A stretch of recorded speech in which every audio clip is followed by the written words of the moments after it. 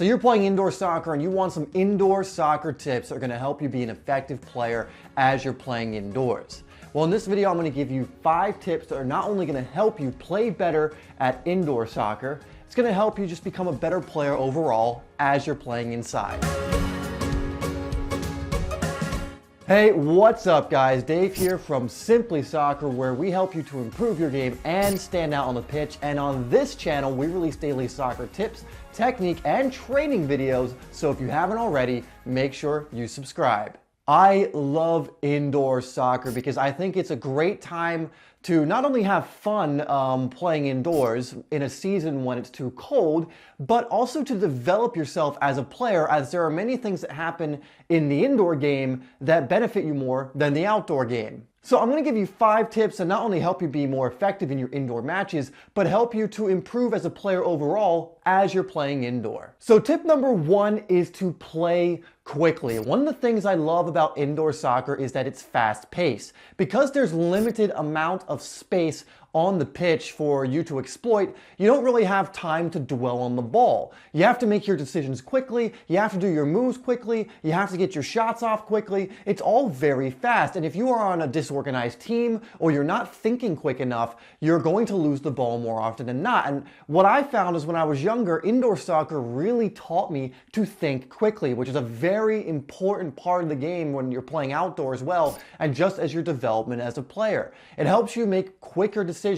It helps you pass the ball quicker. It helps you to shoot quicker. It helps you to do your skill moves that fraction of a second quicker that makes that difference. So when you're playing in your indoor matches, look to play quickly. There may be times in the match when you have a little more time, but in general, especially when you're attacking, you don't have as much time on the ball because someone is closer to you most of the time. So try and play quickly and look to play quickly because it's only going to benefit you as a player, as it's going to improve your decision making, or at least your decision making that you have to do quickly, and it's going to improve your reactions and things like this as well. Number 2 is shoot often, especially if you're an attacking player generally when you play outdoor. Indoor is a great place to work on your shooting and finishing because you can get shots off all the time. I mean, there was a game I was involved in the other day where I scored 7 goals because I've created this habit of shooting often and becoming very accurate with my shooting because of indoor soccer. One of the biggest reasons is indoor soccer.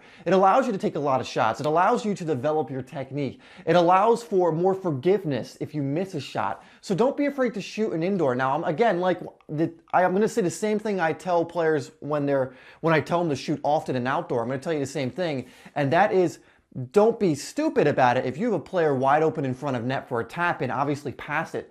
But in indoor especially, don't be afraid to shoot from almost anywhere, pretty much beyond the halfway line, because there's a lot of opportunity to do so, and it's going to help your shooting ability immensely. Okay, so third tip is express yourself. One of the great things about indoor soccer is it can be very skillful and it allows for expression and unpredictability. One of the places I cultivated my skills the most was during indoor soccer. I would practice new moves that I learned. I would, practice moves that I wanted to get better at. I would practice being able to beat players in tighter spaces or to be able to escape from tight space. And this all transitioned into outdoor after the indoor season was over. Indoor is a great place, especially if your high school team's playing or your secondary team or you're just doing it for fun. It's a great place to develop your skills and to express yourself in a much less pressure situation, because most indoor leagues, they're fun leagues. They're not really the main season. They're not like the main priority for teams that play. Obviously you want to win, obviously you want to do well. I'm not saying you don't, but it's definitely a chance to express yourself. It's definitely a chance to start learning how to do more skill moves. It's definitely a chance to be a little more unpredictable or a little more expressive than you would in an outdoor game, perhaps. And it's going to develop your skills and help you to learn how to beat players and help you to learn how to do the skills you're working on. So in indoor, I always say express yourself. I always say take someone on. I always say go on that little run or dribble in the attacking part of the pitch in indoor, so attacking third, because there's a lot of, again, forgiveness in indoor soccer. So allow it and use it to express yourself and develop your skills. And it's, again, another thing that if I'm watching indoor games, which I do a lot because I play there a lot, is it frustrates me a lot to not see players doing this because it's a great opportunity to cultivate that part of your game. So while you're playing, make sure you're expressing yourself, working on your skills, and, you know, working on becoming more of an unpredictable player. Okay, tip number 4 is pass and move. Something young players really fall into the habit of, sometimes not even just young players, whether it's outdoor or indoor, is they'll pass it and then they'll watch their pass and they'll admire it and they'll be standing there thinking, that's a lovely pass.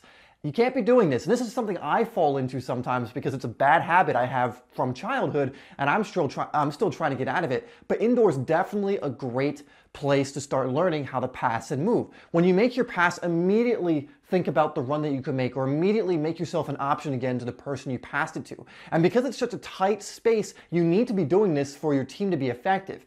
You know, when my team hasn't been passing and moving in indoor, where we've just passed and stayed still and allowed it easy, for it to be easy for us to be marked, we haven't done well. And when we've come up against teams that do the same thing, it's been easy for us to beat them because it's easy to cover them. Again, space is very limited, so you have to be passing and moving to be creating space all of the time. And this is only going to benefit you as well when you go back to outdoor, because it's going to teach you to pass and move in bigger amounts of space, but still that's going to just be an advantage to you. So learn to pass and move. Always be thinking when you're playing indoor that when you pass that ball into the middle, that you move down the wing for the return, or you create space for a passing option as well. So get into the habit of passing and moving. And if you already have the habit, just start to cultivate it and improve it by doing it over and over again. So every time you're in an indoor match and you have the opportunity, make sure you're passing and moving continuously throughout the match. Okay, and the final tip or thought I'm gonna leave you with is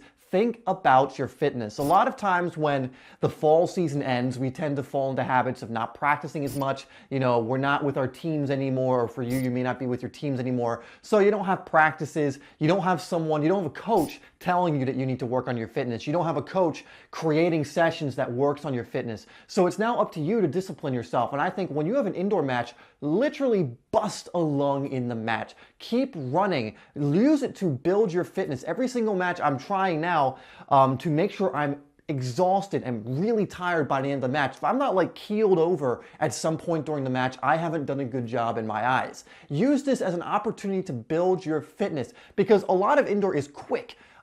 Explosive movements, because you have to change direction often, you have to make runs often like we already went over, you got to do moves often. A lot of these quick moves that are important for soccer, developing those kind of muscles and developing the endurance in those parts of your body. So use this to your advantage. Usually an indoor game is only 40 minutes. So run your ass off for 40 minutes and be exhausted after every game. This is only going to benefit you. This is only going to make you fitter. Use indoor not only as a time to express yourself, develop your skills, improve your shooting, and improve all areas like this. Use it as a time to improve your fitness.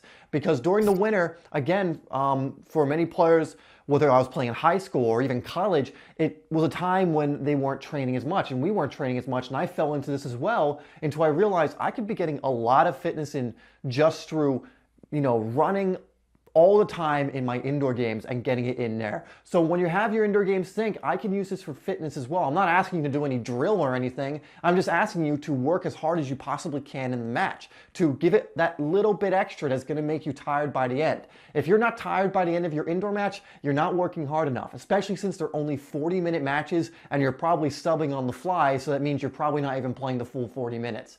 Be running the whole time, be closing people down, be making run after run after run, pass and move, tire yourself out. And you know, you might as well use indoor soccer as not only a way to develop all these other areas, but a way to develop your fitness as well. Okay guys, so question of the day, let me know, do you play indoor soccer? And if you do, let me know what your favorite thing about indoor soccer is down in the comments. And all right guys, thank you so much for watching. If you're not playing indoor soccer or futsal, I really highly recommend you do during the winter seasons because it's just such a great way to develop skill. You know, it's a time when Usually most team practices or team games don't help you develop skill, but with indoor it really can if you focus on it. So definitely join a team if you can. Thanks again for watching. Make sure you share this video, you subscribe if you're new, and you like it as well. And as always, I'm going to put 2 videos on the screen that you can watch to continue learning. So make sure you click on one of those so that you can keep learning some new stuff and become better as a player. Also, make sure you come back at 5 p.m. tomorrow for a brand new video. And remember, this is Simply Soccer, where we're helping you to improve your game and stand out on the pitch. All right, guys, I'll see you in the next video.